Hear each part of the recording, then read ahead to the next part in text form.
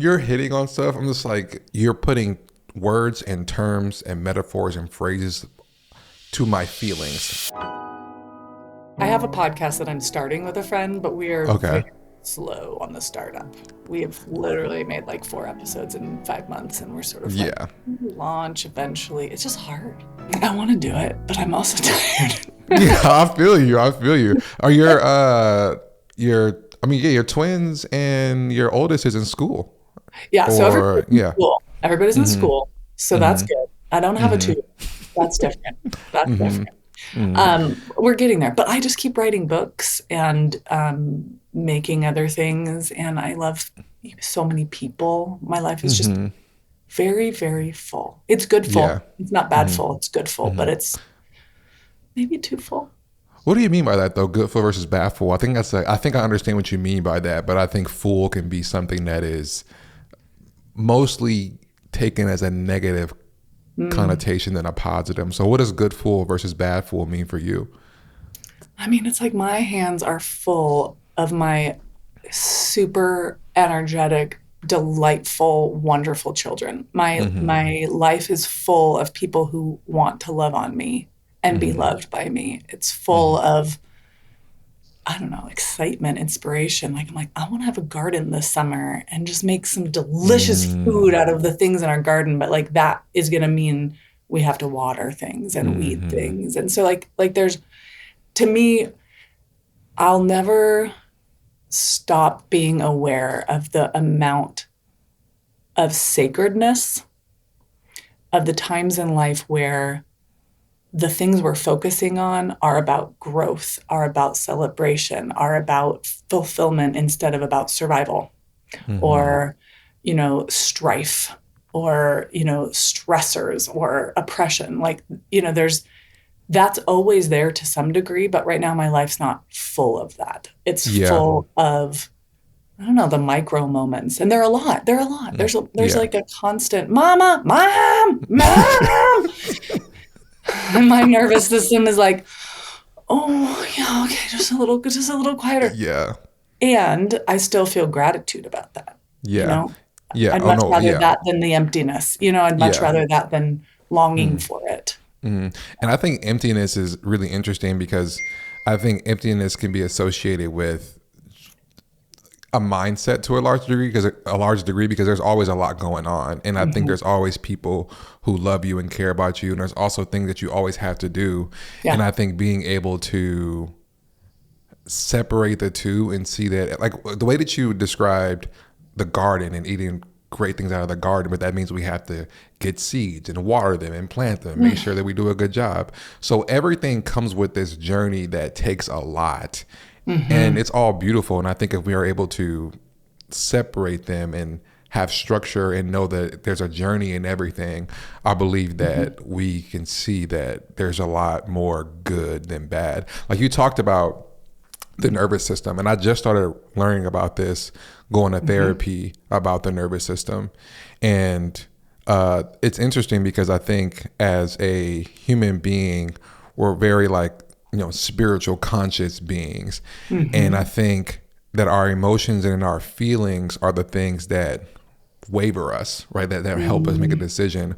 But when we realize that we're human with an actual nervous system and we have these responses, that we Hmm. actually have a lot more control than that than we give ourselves credit for. But the fact of the matter is we need those skills to be able to stop and pause. Like hearing that yell, Hmm. like I've had to start telling my girls, like my girls would, we have like a 3-story house, and then like my office is on the second floor, and I'll cook my girls breakfast or whatever they're doing on the first floor, and they'll scream my name, Dad, Dad.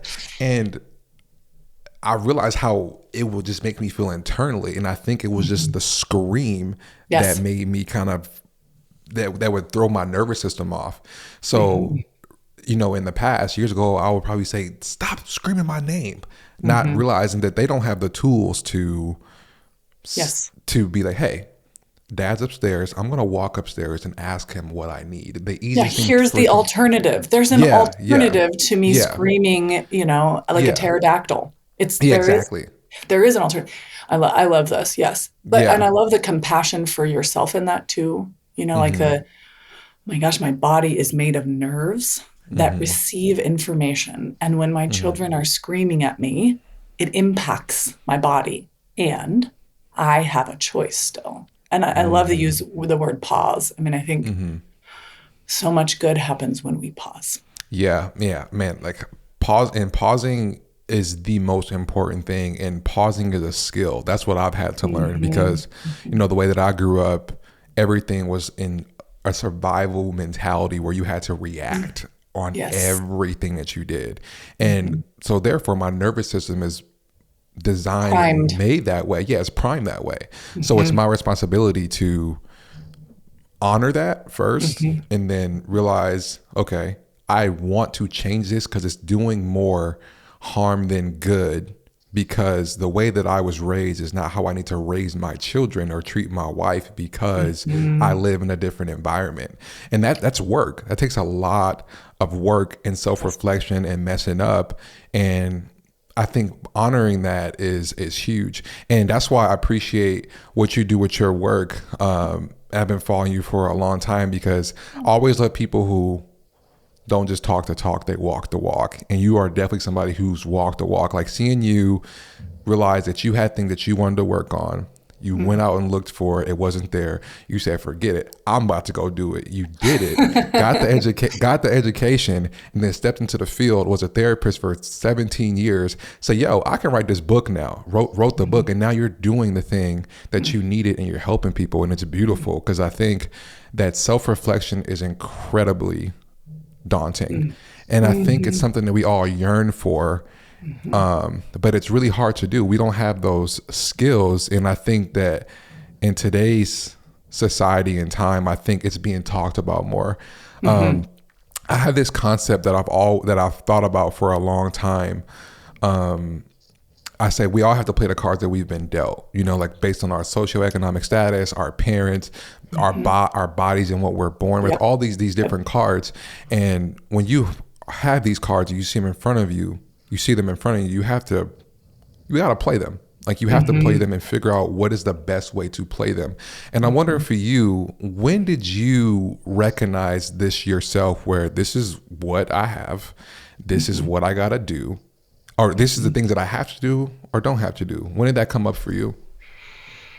I feel like I've been in therapy for so many years on and off. I'm Mm-hmm. thinking, which part of my journey do I want to talk about? Because I Mm-hmm. feel like there's layers of that. And I think we Yeah. all have those layers where we kind of go, oh, this is something I can do. I can think of myself as a very small child realizing I was very good at soothing people Mm-hmm. and figuring out I have a mama who struggles deeply with depression and PTSD, and I am good at making her feel better. And Mm-hmm.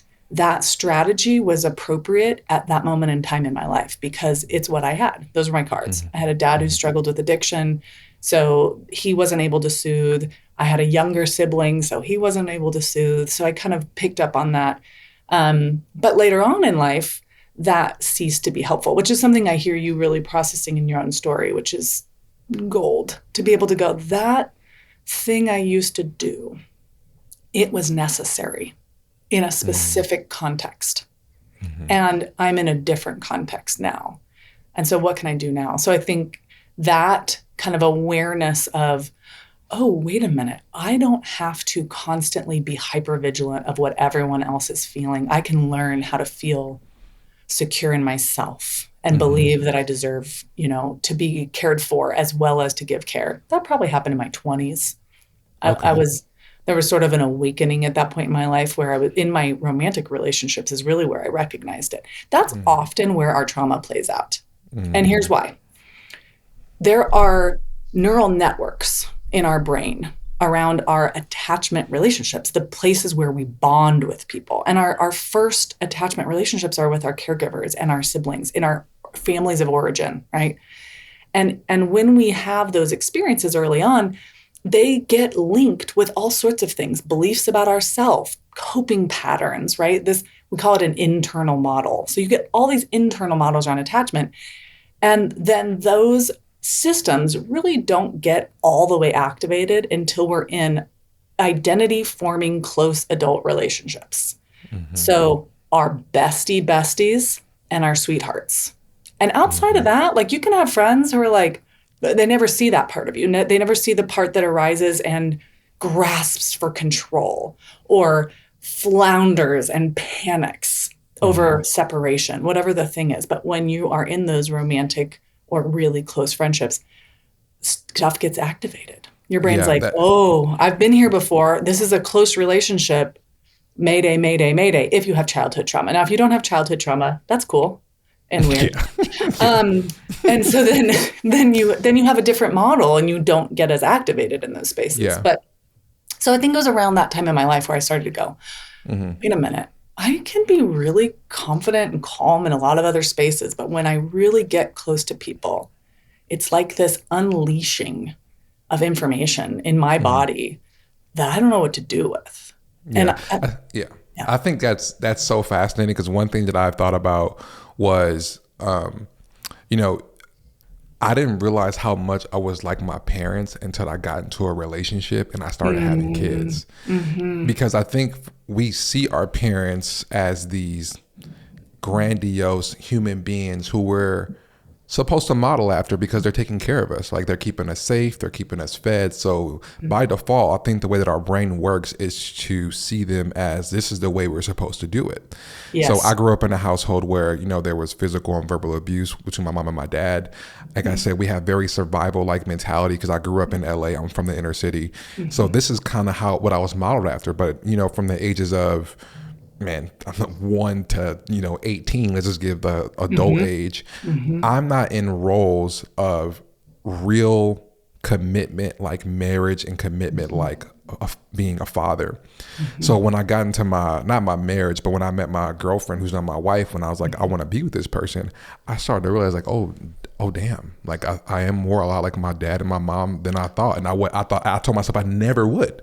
So Yeah. but it wasn't until I got into those roles that awakening came for me. I'm like, oh Mhm, my God, like I'm mhm. doing the thing that I thought I never would do. Because as a kid, I understood, well, I didn't understand. I felt that when my mom and dad got into an argument, my nervous system, my body knew there's something wrong about this, but I can't Mhm, articulate mhm, that this is wrong. But I know mhm, that I shouldn't do it. But when I'm mhm, in the relationship, it's like, oh mhm. my God, the way that I'm talking is like just how my dad and my It's mom talk coming to up. each other. Yeah. It's And coming up. how is that? And that's why I was fascinated by when you kind of had the recognition in 20, and when you said 20, I'm like, oh yeah, that's kind of where I felt it too. Mhm, Um, mhm, is this normal, like mhm, for us to act out in our more like our parents were in the roles before we're, mhm. yeah, I guess that's the question. Well, think of it this way. It's like, you're growing up and what you're witnessing becomes the playbook, right? So, and this Mm, is true for all sorts of things. If you're watching people eat with utensils, you learn this is how you eat food. If you grow up in a culture where you eat with your fingers, that's how you eat mm, food, right? So you're getting these playbooks that are like, this is how it goes.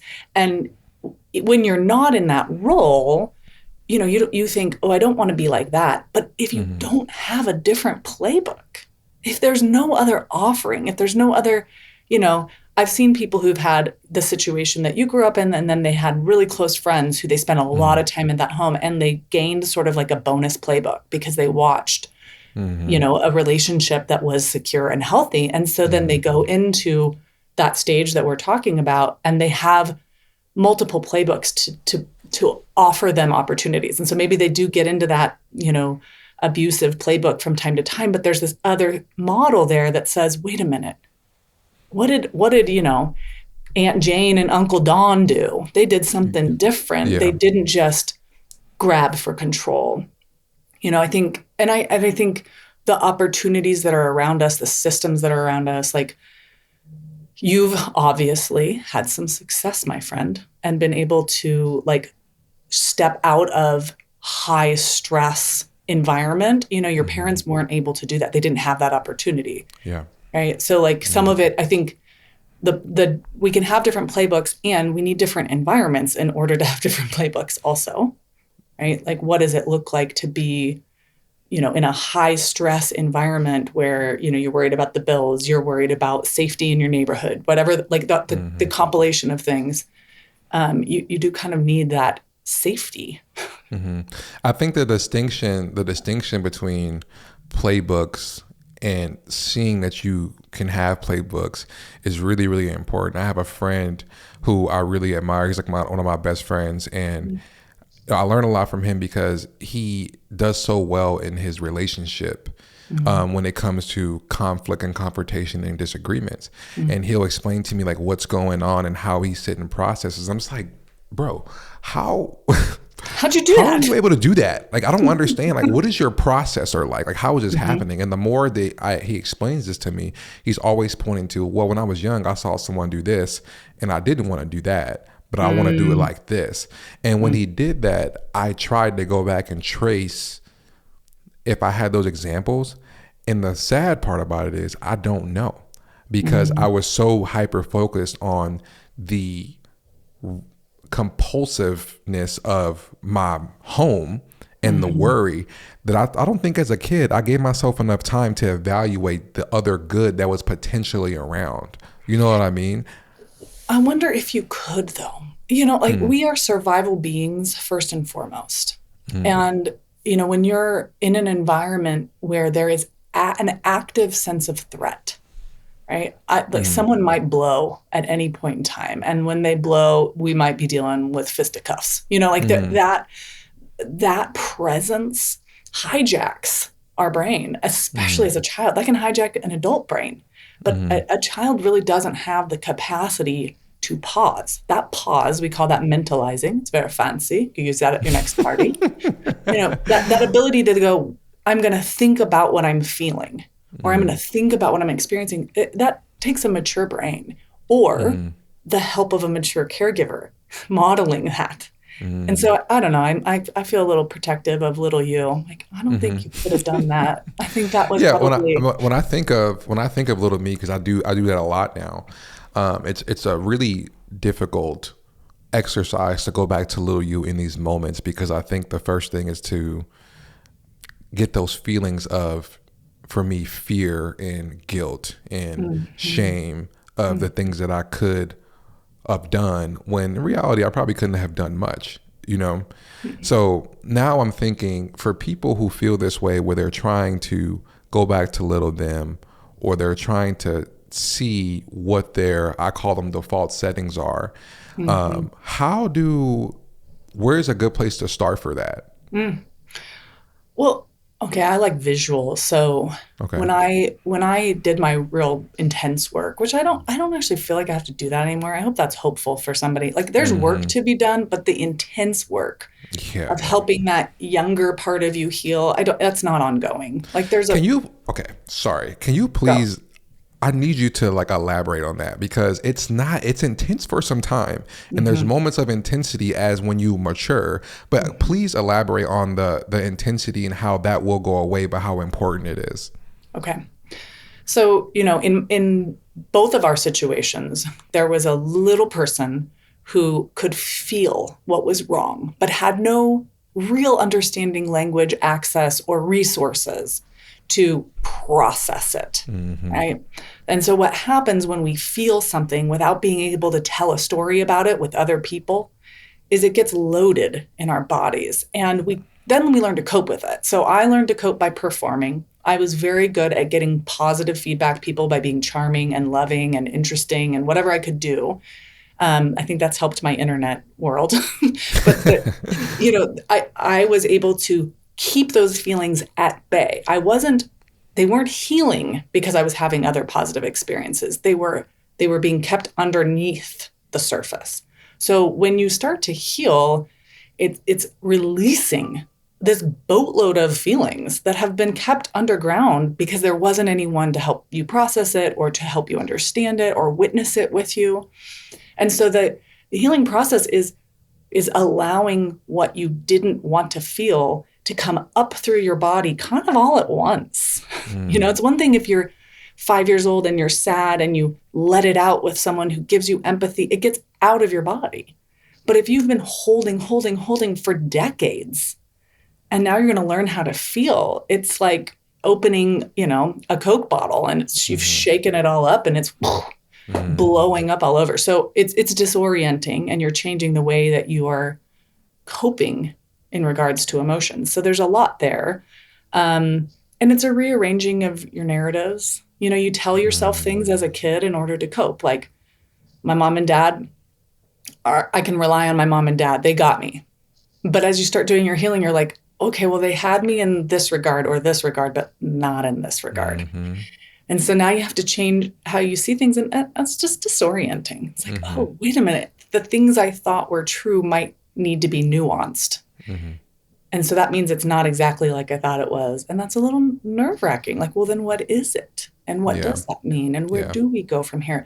But if you're doing that well with good care in your life, good therapists, good community, good friends, what happens is that little you starts to grow up, because that's how we develop as people, is having other people witness our pain, help us make sense of it, and realize I'm okay. I am okay. I made Mm-hmm. it through. Mm-hmm. And I mean, that's obviously, I'm summarizing that kind of in a simple way. Like, there's generational trauma Yeah. there that you kind of have to reckon with. Like, I had to go back a few generations and recognize the amount of addiction and mental illness in my family Mm-hmm. system. I don't know your family's like story, but I'm going to make guesses that there's some generational trauma there Yeah. related to, I don't know, white supremacy potentially, Yeah. Mm-hmm. right? Mm-hmm. Yeah. So, like, holding kind of an awareness of what are all the different things that were surrounding that younger you, and taking that responsibility off of the kid you. Yeah. Like, no kid can carry, slavery Yeah. on their back. No Yeah. kid can carry, in a family story, for example, is like my mom's mom, her dad had a mental break when she and her five sisters were like around the ages of like 3 to 6. And he went into an institution for 3 years during a time Mm-hmm. period where women couldn't earn a livable wage, And so, Mm-hmm. like, her mom had to like go work at the fabric store. And these very young kids just were like kind of on their own. They had to like figure everything out. And that energy had like seeped generationally down to me. This feeling of like, there's not going to be enough. And I've got to make sure that everybody's okay, because Yeah. something really bad might happen. So, it's a lot of work. Yeah. However, it's very freeing in the end. Yeah. Yeah. And I think that's something, one thing I love to do is to put this in a very practical way where if you want to, I'll just use fitness because I think that's something that everybody desires to do. If you want to eventually run a faster mile, it sucks in the beginning. Like, it really sucks. You're super sore and you want to get stronger. It sucks in the beginning, but over time it gets easier, and that mile gets a little bit easier and that time goes down. That weight Mm-hmm. that you wanted to push goes up over time, but it sucks in the beginning. I want to circle back to something that you talked about with the trauma.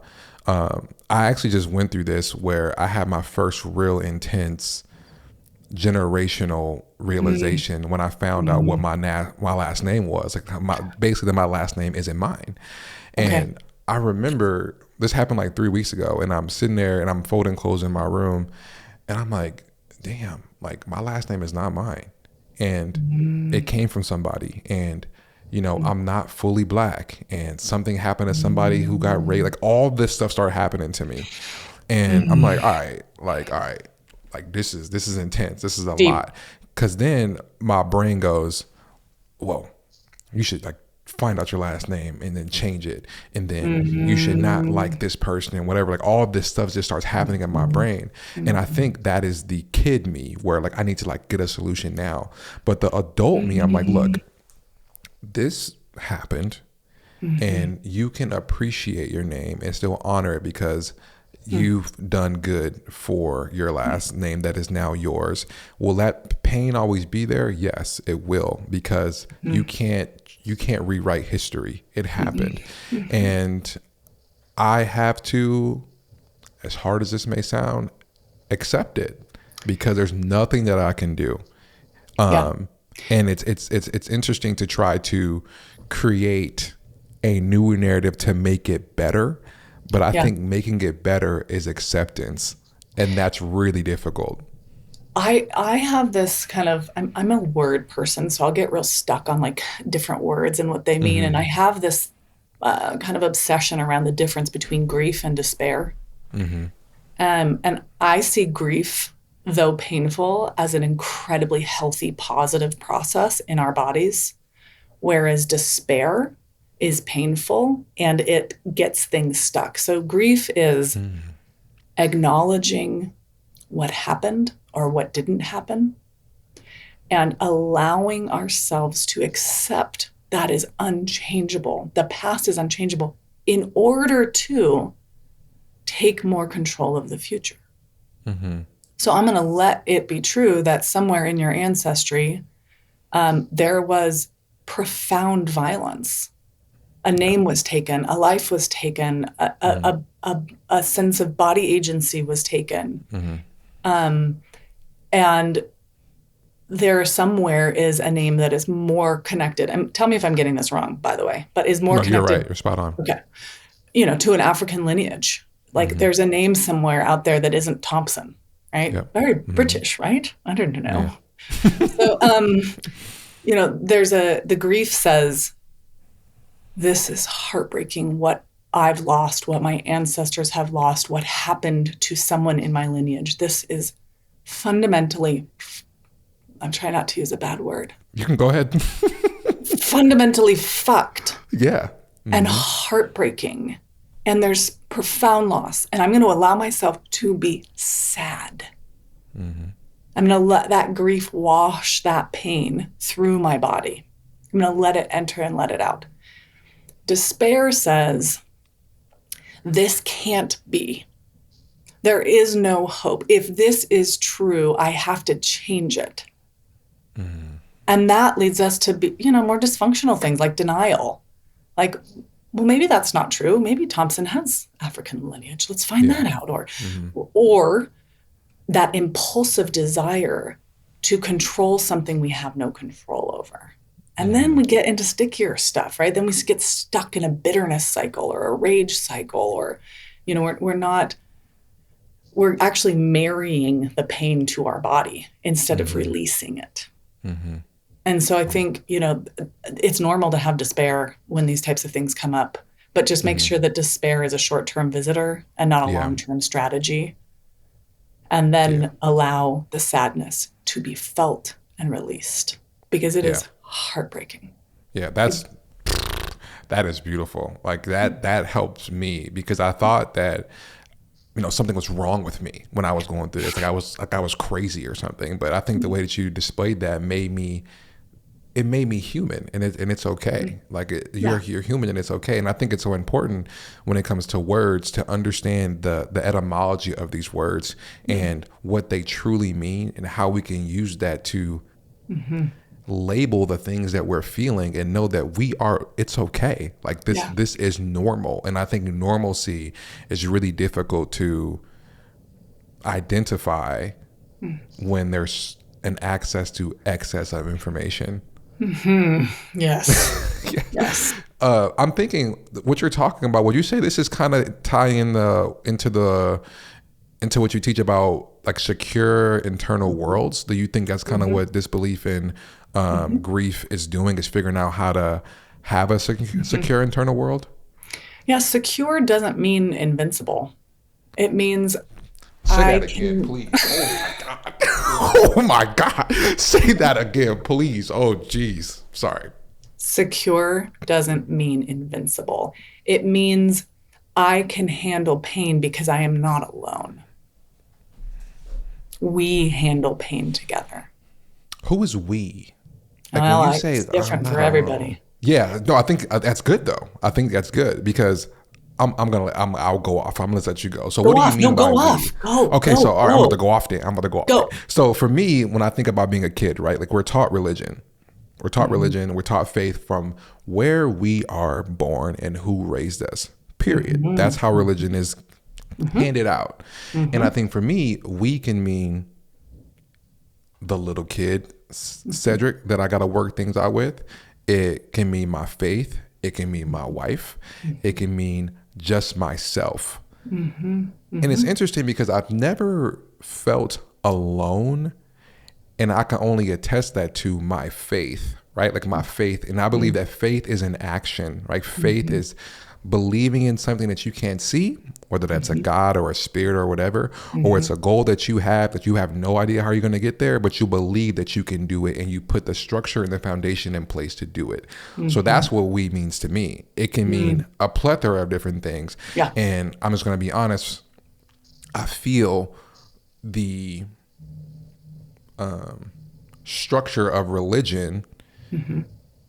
makes people afraid to know Mm. that there's other we's out there that are supportive to get Mm. through, to get to that destination of healing and solace and or peace or nirvana or heaven or whatever it is. Hmm.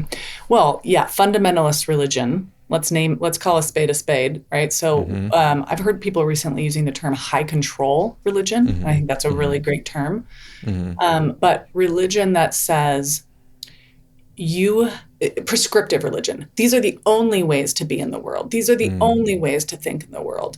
Um, I think can desecrate what we need in terms of relationships. So Mm-hmm. I will say, like, there are multiple different we's that can be a part of what we're talking about. And from a research perspective, from a biology perspective, you need people, close people. There's nobody out there who is only holding their faith without close relationships and thriving. Mm-hmm. You end up in paranoia and in rigidity and in chaos if you don't have other bodies in your life who lovingly regulate with you. Hey, kid, how are you? Come here. I got you.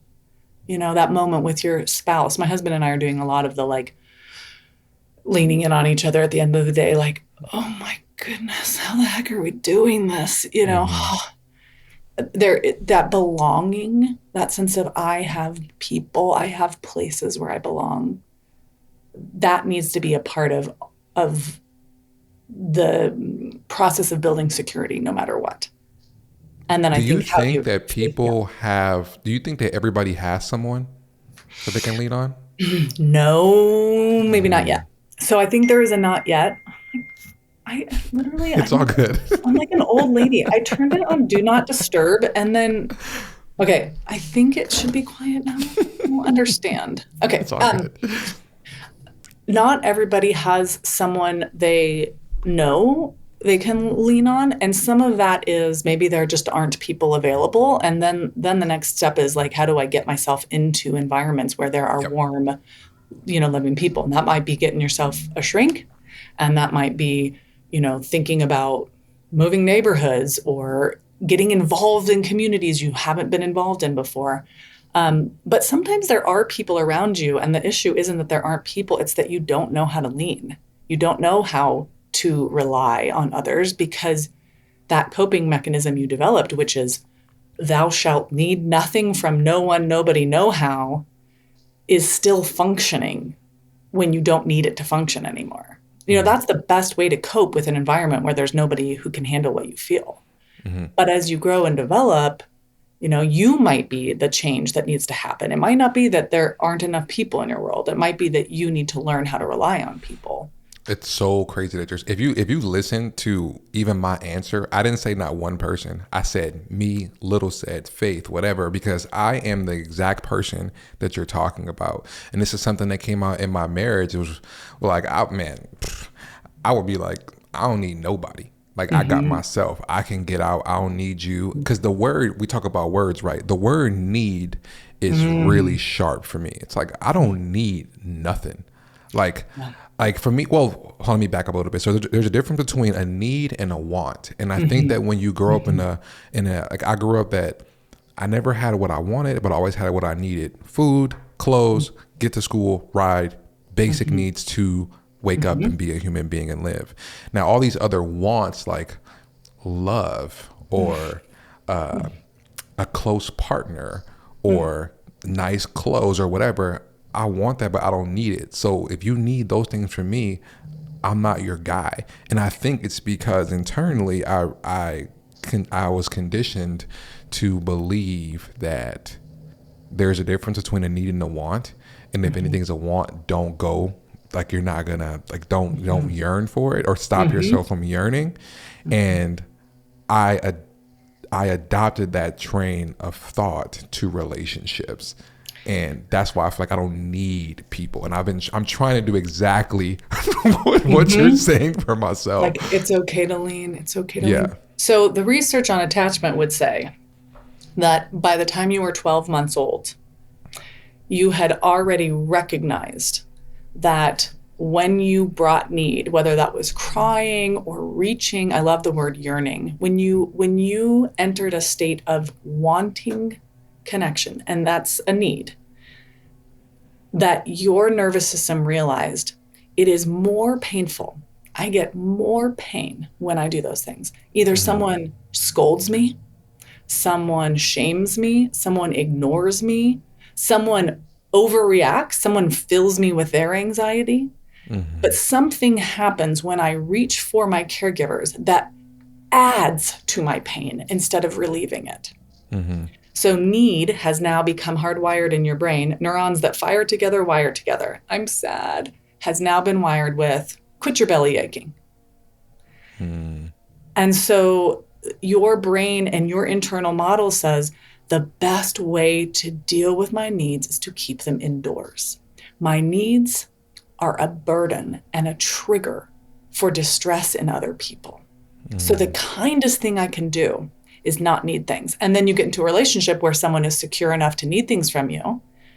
And you're like, what is wrong with you? What are you So that's a security with thing. those needs? Yeah. So that's a security thing. If somebody needs something from you, that means that they're secure with you. Yep. That's Now, straight to the heart. Now, here's where it gets nuanced and tricky, is that there's two factors in secure relating. The first is reaching for other people when you need them, and the second is receiving the soothing they offer you. So somebody who is secure says, hey, can you remind me that I'm not a piece of shit, and that this thing this person said about me isn't true, and then you say, oh my gosh, of course not, you're incredible, whatever. And then that secure person goes, thank you, I feel better. They let it in. Okay? So avoidance, what you're talking about, is I don't reach, the never reach.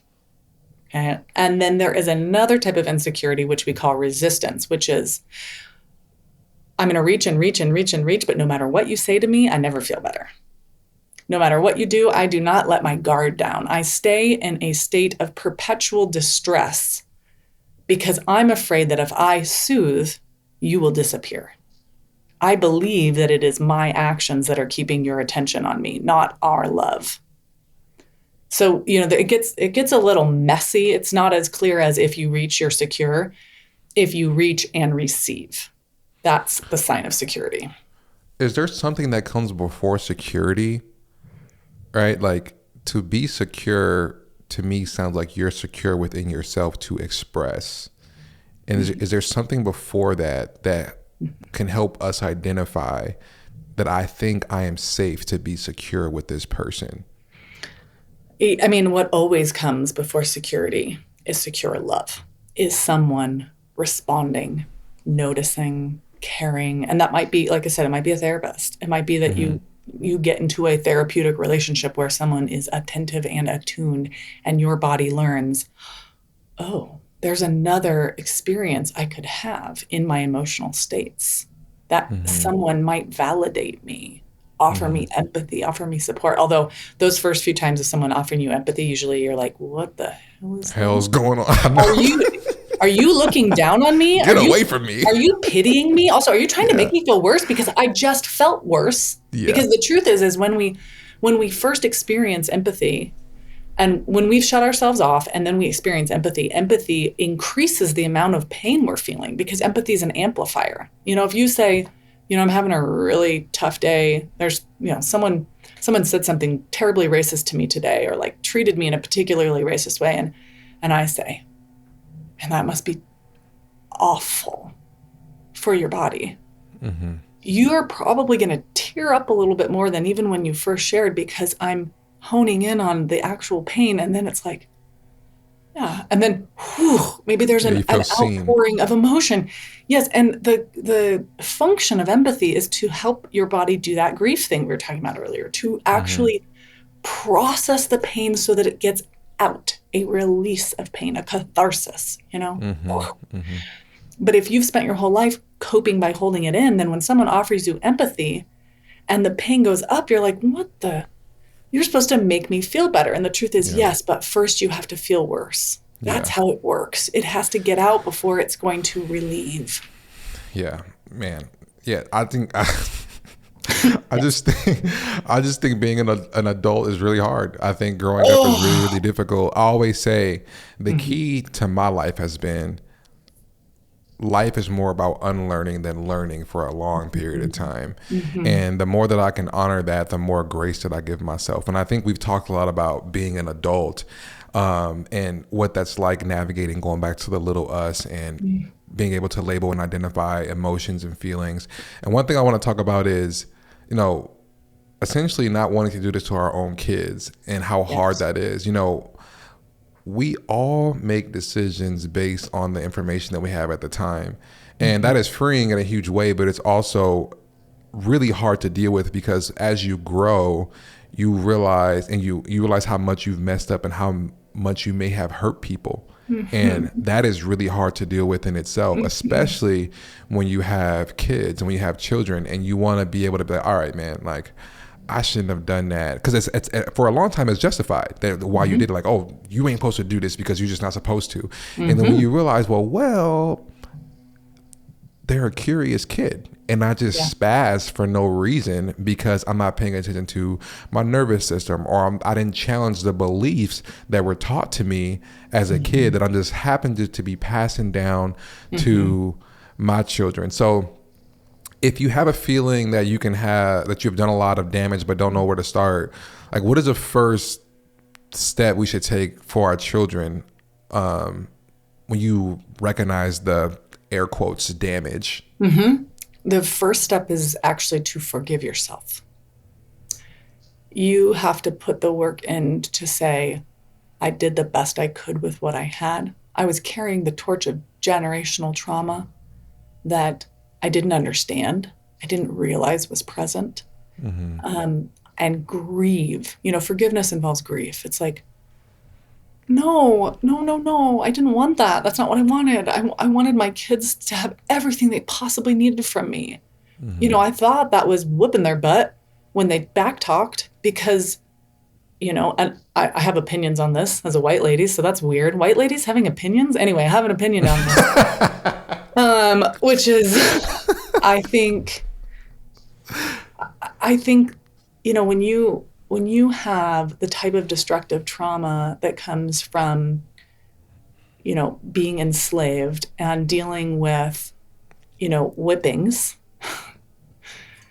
the primary thing you're supposed to do as a parent is prepare your children for those whippings and teach them exactly what they can and cannot do so they don't get whipped, which, you know, could be translated into present day police interactions. But so it's like you have to go, oh, I was teaching my children to prepare themselves for a whooping because at some point in time in my ancestors' past, that was the right maneuver. But where are we now? And how do I prepare them now? And I think that's messy, depending on your identity and your context. You know, I have very white children.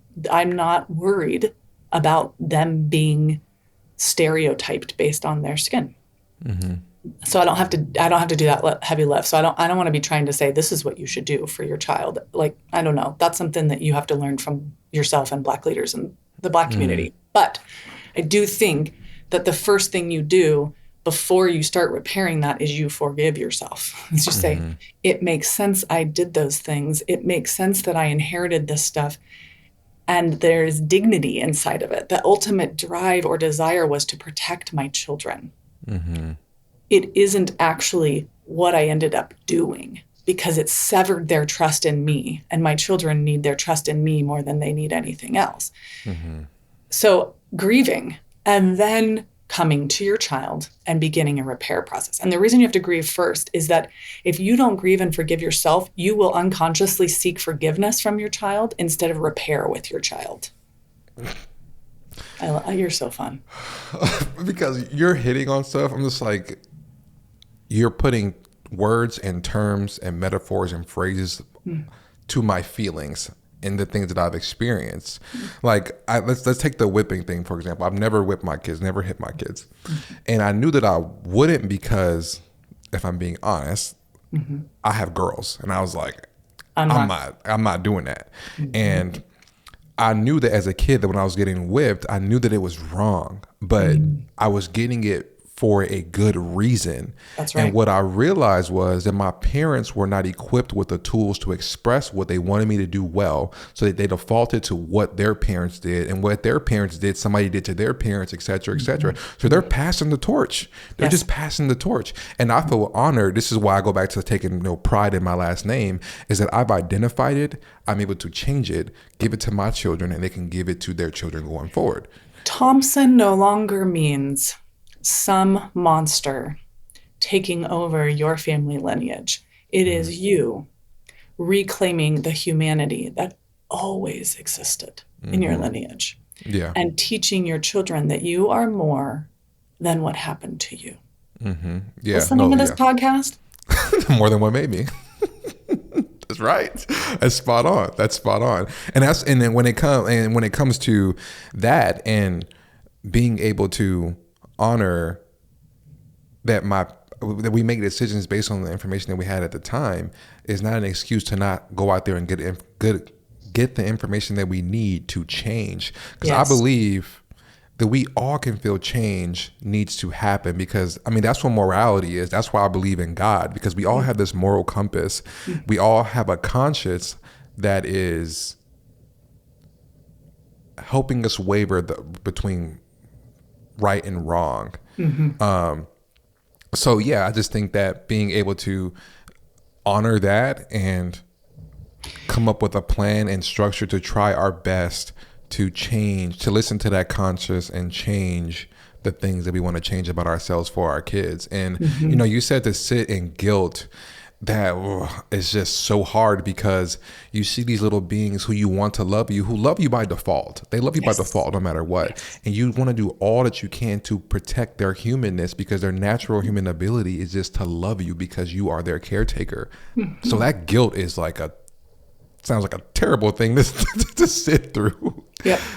Yeah. And, I love the work of Brene Brown, and she talks about, the difference between shame and guilt. And she Hmm. says, guilt is I did something bad that hurt somebody else or myself. Shame is I did something bad that hurt somebody else and myself. Therefore, I am bad.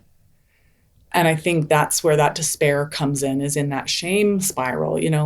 We need the guilty moment to go, oh crap, I was doing something with my kids that was a part of generational trauma that doesn't belong in this moment and won't actually prepare them for what they need in this current life. Oh Hmm. crap. That guilt, but that guilt is you don't swim in it. Hmm.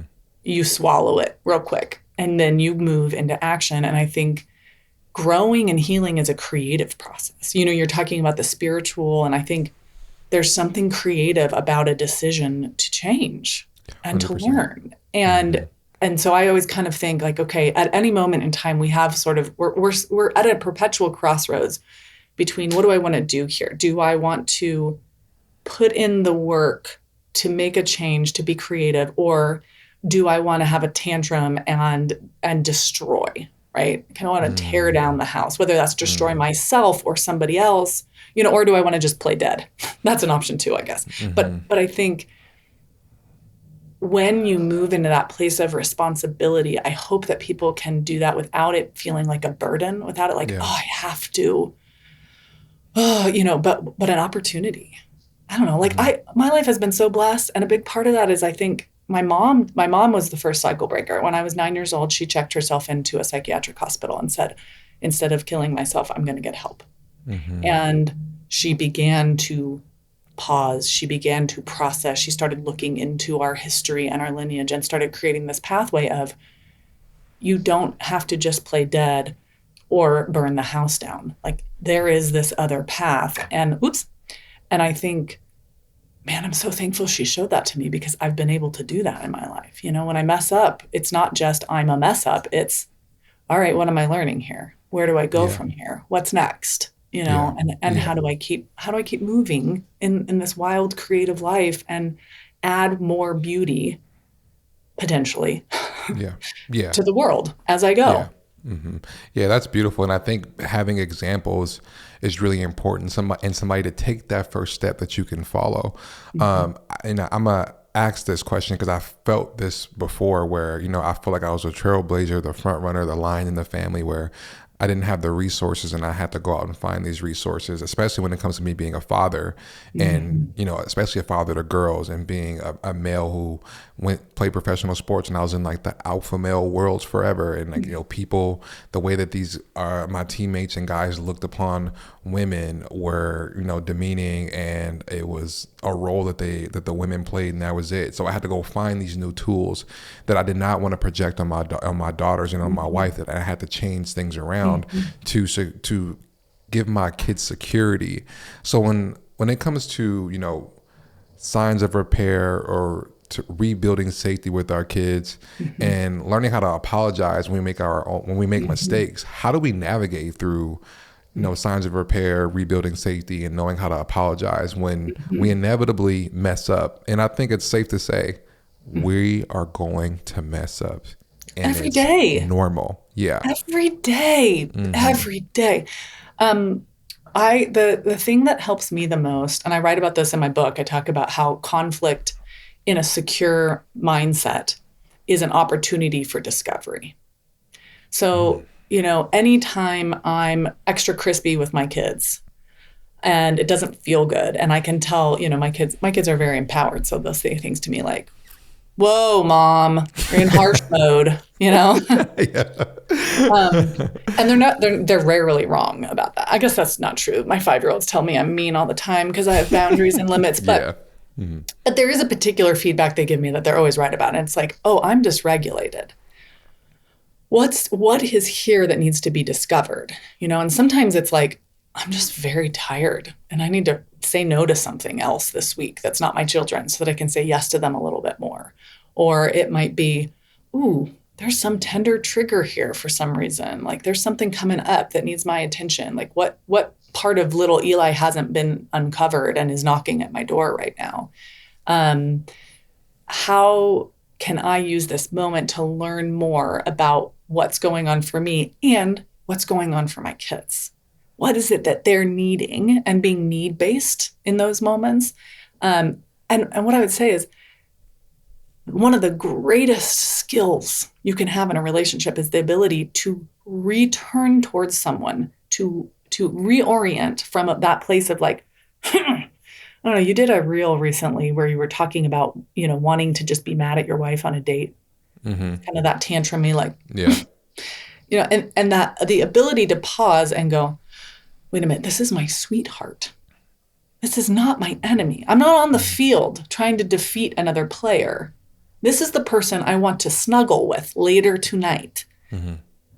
What's the best strategy in this relationship? So, well, it's turning back to that person and going, I'm so sorry, I'm so crusty, crispy, and off. I don't know what's going on with me, or I don't know what's going on with us, but I really don't like the way that I was just acting. I'm so Yeah. sorry. Yeah. And when you do that for your kids, it makes it so that that's not a shame thing. And for those of you who really struggle with that, like it feels wrong to apologize, just know that that's because you grew up in an environment where the currency, instead of being connection, the currency was dominance. It was about who gets to be on top. And so you're always trying to position yourself to be the person who was right and not wrong. And the person who had to apologize was the person who was wrong. And so we want to rewrite what apology is and say, no, this is about the opportunity to reconnect. We're not repairing because we're saying I'm wrong and I'm a piece of junk and you're right and you deserve the honor. We're saying, I don't like being this disconnected from you. I want to be reconnected to you. And I'm going to take that first step forward, not because I'm the one who's wrong, but because it feels so good to get closer to you again.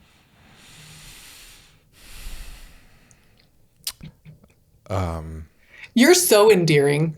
Do you know that? Thank you. Yes. I'm just like really taking in what you're saying because I think, You're speaking to, and I think for a lot of us who are listening, I think you're speaking to what we feel, because one thing that I would say in my experience is I didn't understand these things until I started acting. This is where the component of faith really comes in for me.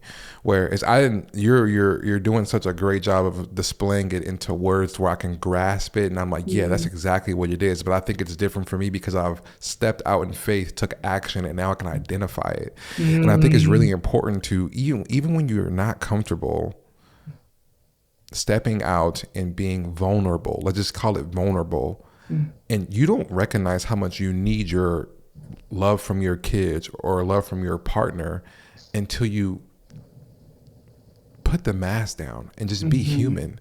And it's so hard to be human because we were taught by other humans how to be human, and all those people who taught us to be human are the people who loved us and took care of us. So that is our model. And to deconstruct and to unlearn is so important so you can gain your humanness. And as you're speaking, I'm like, man, I remember some of the first times where I was like, I don't know what it is, but I just want to apologize to Charlotte and just let her know that I'm sorry. And I feel like a punk doing this. And then just hearing her say like, thank you. And then, the next day we get up, she's a little warmer towards me. Yes. Is it security? Did I do something? Is she setting me up? Is she like manipulating me? All this stuff is going on in my head. And that is, I think that's the real work of first take it down, have faith and do it. And now the navigation and the processing and the identification and the labeling starts. And it's so hard, and it's fascinating because you see this in your kids is they do this already because them being human hasn't been dictated by a coach or a teacher or anything like that yet. They're fully human. They're fully in their emotion. I disagree. I think they've had some coaches that were able to show them secure interaction. There's always a coach. No kid You is mean at some point, or you mean like when they were born? You and your Charlotte. You and your Charlotte. They've had something different. So they've had a different playbook. Damn, that is true. I didn't even think of that. Damn, that is true. Yeah. And that's in part because you took the risks to say something's wrong. Something feels wrong. I need to attend to that. And so, by doing that, you took a few of those pounds off of that generational trauma for them to not have to carry it as much, and they're going to have some stuff. Like, I don't know. I like to think of all the baggage that I give to my children as like, well, no one wants to grow up with no baggage. You couldn't relate to anybody, right? Yeah, so for sure. They're going to have some stuff, and it's their job to improve the next generation even more, to learn more, whatever. But so I don't want anyone thinking like, oh my gosh, I've got to clean up every single thing. It takes generations of trauma to create generational trauma. It's going to take generations of healing to fully heal all of that trauma. 100%. So do your part. But I think you've done a significant part. I mean, when I watch your videos, I'm just cheering you on. I'm like, holy heck, man. Thank you. Because you're digging deep into the way that gender trauma has played out and the way that women have had to hold the mental load at a totally unfair disadvantage. And, you're digging a lot of ways that your daughters are going to grow up expecting that a partner plays a role in sitting down on Sundays and mapping out the week. That's magic. Right? Thank you for that. I guess I never realized that. I think what my therapist always tells me is that I'm always doing a million things and I don't recognize the good that I'm doing. So to hear from you and you seeing it through the content really means a lot to me because I would like to say that that's not my intention, but I think, subconsciously it is, that I obviously want to share these things for a reason bigger than myself. And I'm glad that I at least got one person, which is you, to realize like the work that I'm doing. I saw it long before you followed me. I saw it. And I think, I don't want you to feel the burden of like, you've got to be this for everybody all the time. That's an anxiety-based feeling about it. I want you to be able to feel the relief of, well done. Well done. There's so much work you've done. Oh, sorry, go ahead. No, you go. I know we're short on time. We're going to wrap up right now. One question that I have is when it comes to this idea of holding space Mm-hmm. What would you tell people how to hold space to give themselves an opportunity to heal for themselves, which will in turn heal them, their relationships, and their relationship with their kids? Mm. Well, the first step to healing is just understanding what you're healing. So I guess I Mm-hmm. would say hold the space for a process or a period of time where you just are reflecting. You're looking back and you're going, what did happen? What Mm-hmm. was it like? What did it feel like to be in the midst of my mom and dad's knockdown, drag out fights? Mm-hmm. You Mm-hmm. know, um, and that you recognize that even if that's not forward momentum, it's priming the pump. It's how the forward Mm-hmm. momentum happens. And again, really look for the helpers. Look for those deeply caring, empathetic, present, open people around you. They're there somewhere. They're there Mm-hmm. somewhere. Mm-hmm. And ask them to hold the space with you because Mm-hmm. we hold space best when it is in community. Humanity's been built sitting around a fire together.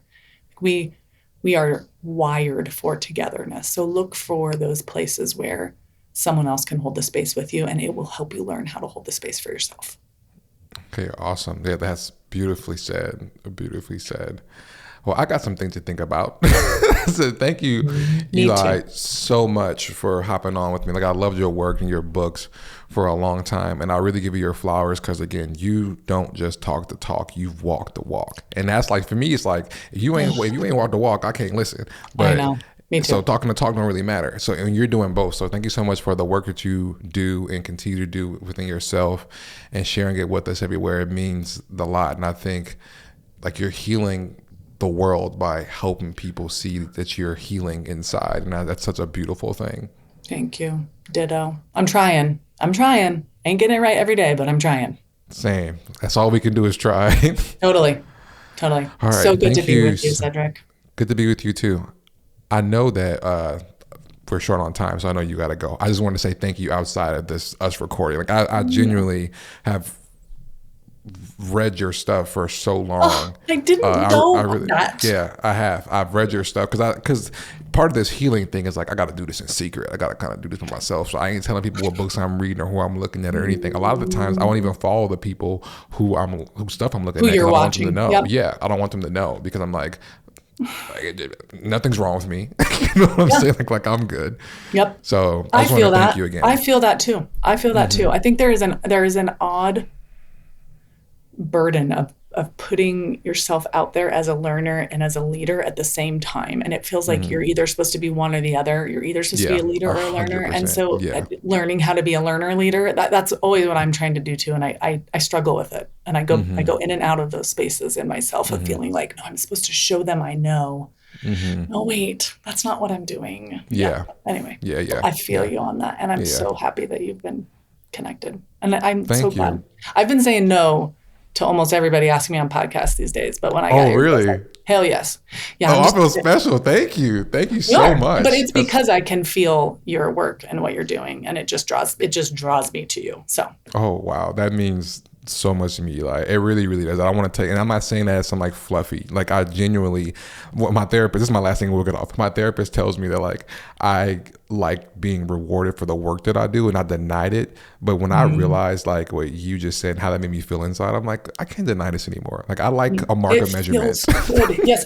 And It that, me does. too. Me too. It feels Okay. good to be seen. Mm-hmm. It feels good Mm-hmm. to be seen. And I'm Mm-hmm. so thank you for letting me. Everything works out the way it's supposed to. The way it's supposed to. The way it's supposed to. Everything works out.